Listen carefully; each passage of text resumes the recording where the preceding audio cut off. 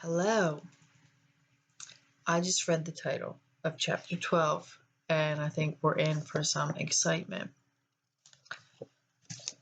It is called Peter's First Battle.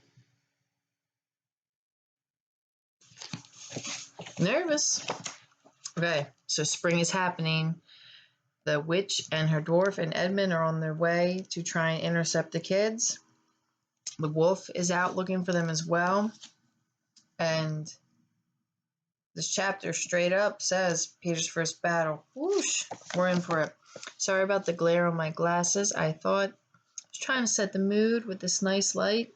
I thought maybe my glasses would help me read a little bit better. We're about to find out. While the dwarf and the white witch were saying this, miles away the beavers and the children were walking on, hour after hour, into what seemed a delicious dream. Long ago they had left their coats behind them, and by now they had even stopped saying to each other, "Look, there's a kingfisher," or "I say, bluebells, and what a lovely smell," or "Just listen to that thrush." They walked on in silence, drinking it all in, passing through patches of warm sunlight, into cool green thickets, and out again into wide mossy glades, where tall elms raised the leafy roof far overhead, and then into the dense masses of flowering currant and among hawthorn bushes, where the sweet smells were almost overpowering. So I'm imagining them just walking through like lush, growing, everything that we're kind of experiencing now. Like everything is blooming, growing. They can smell nice things. They can hear animals. It's beautiful. They had been just as surprised as Edmund when they saw the winter vanishing and the whole wood passing in a few hours or so from January to May. Hey, we're in May. They hadn't even known for certain, as the witch did, that this was what would happen when Aslan came to Narnia, but they all knew that it was her spell which had produced the endless winter, and therefore they all knew when this magic spring began that something had gone wrong, badly wrong, with the witch's schemes. And after the thaw had been going on for some time, they all realized that the witch would no longer be able to use her sled. After that they didn't hurry as much, and they allowed themselves more rests and longer ones. They were pretty tired by now, of course, but not what I'd call bitterly tired, only slow and feeling very dreamy and quiet inside, as one does when one is coming out of the end of a long day in the open. Susan had a slight blister on one heel. They had left the course of the big river some time ago, for one had to turn a little to the right, and that meant a little to the south, to reach the place at the stone table. Even if this had not been their way, they couldn't have kept to the river valley once the thaw began, for with all the melting snow the river would soon flood, a wonderful, roaring, thundering yellow flood, and their path would have been under water. And now the sun got low, and the light got redder, and the shadows got longer, and the flowers began to think about closing. "Not long now," said Mr. Beaver, and began leading them uphill across some very deep, springy moss. It felt nice under tired feet, in a place where only tall trees grew, very wide apart. The climb, coming at the end of a long day, made them pant and blow. Just as Lucy was wondering whether she could really get to the top without another long rest, suddenly they were at the top. And this is what they saw.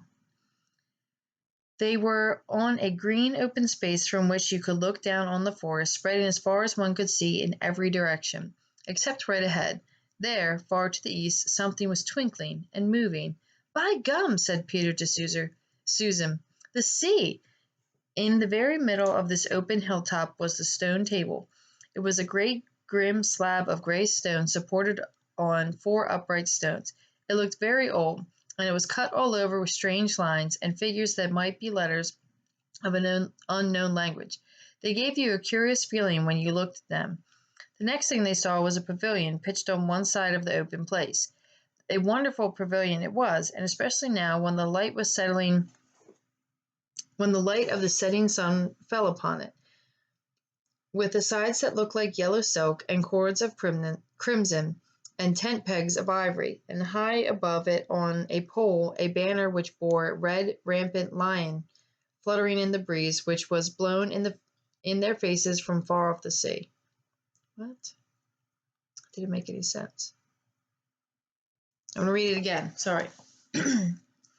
A wonderful pavilion it was, and especially now when the light of the setting sun fell upon it, with sides of what looked like yellow silk, and cords of crimson, and tent pegs of ivory, and high above it on a pole a banner which bore a rampant red lion fluttering in the breeze, which was blowing in their faces from the far off sea.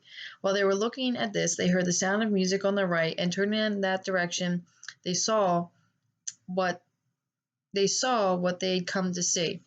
Okay, so what I was confused about was there's a pole with a flag flying and it's got a lion on it. We know who that is, right?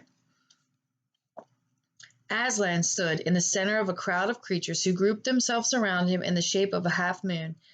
There were tree women there, and well women, dryads and naiads they used to be called in our world, who had stringed instruments. It was they who made the music. There were 4 great centaurs. The horse part of them was like a huge English farm horse, and the man part of them was like a stern, beautiful giant. There was also a unicorn, and a bull with the head of a man, and a pelican, and an eagle, and a great dog. Next to Aslan stood 2 leopards, of whom carried his crown and the other his standard. But as for Aslan himself, the beavers and the children didn't know what to do or say when they saw him. People who have not been in Narnia sometimes think that a thing cannot be good and terrible at the same time. If the children had ever thought so, they would have been cured of it now, for when they tried to look at Aslan's face, they just caught a glimpse of the golden mane and the great, royal, solemn, overwhelming eyes. They found that they couldn't look at him and went all trembly. Go on, said Mr. Beaver. No, whispered Peter. You first. No. Sons of Adam before animals, whispered back Mr. Beaver. Susan, whispered Peter. What about you? Ladies first? No, you're the eldest, whispered Susan. And of course, the longer they went on doing this, the more awkward they felt. Then at last Peter realized that it was up to him. He drew his sword and raised it in salute, and hastily saying to the others, Come on, pull yourselves together, he said, and advanced towards the lion, and said, We have come, Aslan. Welcome, Peter, son of Adam, said Aslan. Welcome, Susan and Lucy, daughters of Eve. Welcome, he-beaver and she-beaver. His voice was deep and rich, and somehow took the fidgets out of them. They now felt glad and quiet, and didn't seem awkward to them to stand and say nothing.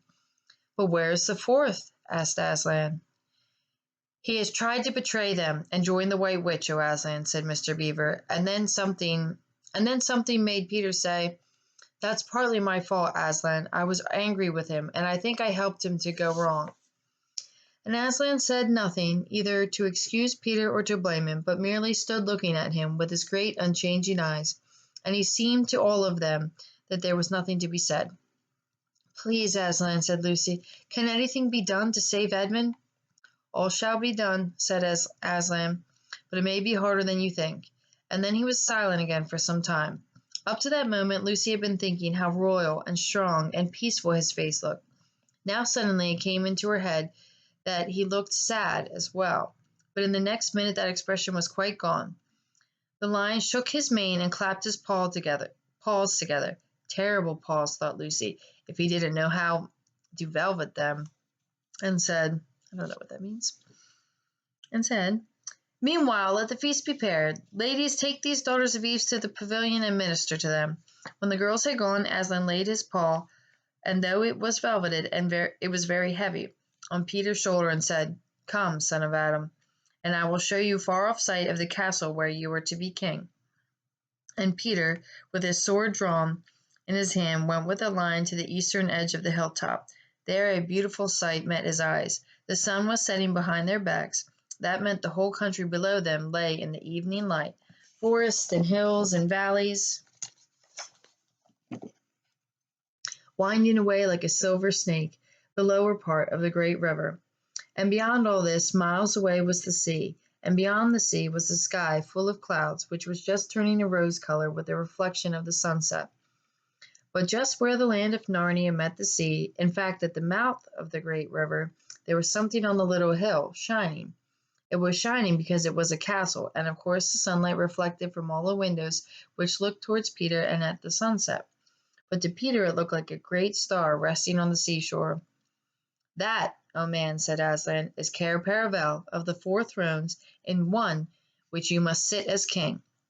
I show it to you because you are the firstborn, and you will be high king over all the rest." And once more Peter said nothing, and for that moment a strange noise woke the silence suddenly. It was like a bugle, but richer. "It's your sister's horn," said Aslan to Peter in a low voice, so low that it was almost a purr, if it is not disrespectful to think of a lion purring. For a moment Peter did not understand, and then he saw that the other creatures start forward, and heard Aslan say with a wave of his paw, "Back! Let the prince win his spurs." He he did understand, and he set off running as hard as he could to the pavilion, where he saw a dreadful sight. The Naiads and the Dryads were, I don't know if I say that right, but nay, I don't. They were scattering in every direction. Lucy was running to him as fast as her short legs would carry her, and her face was white as paper.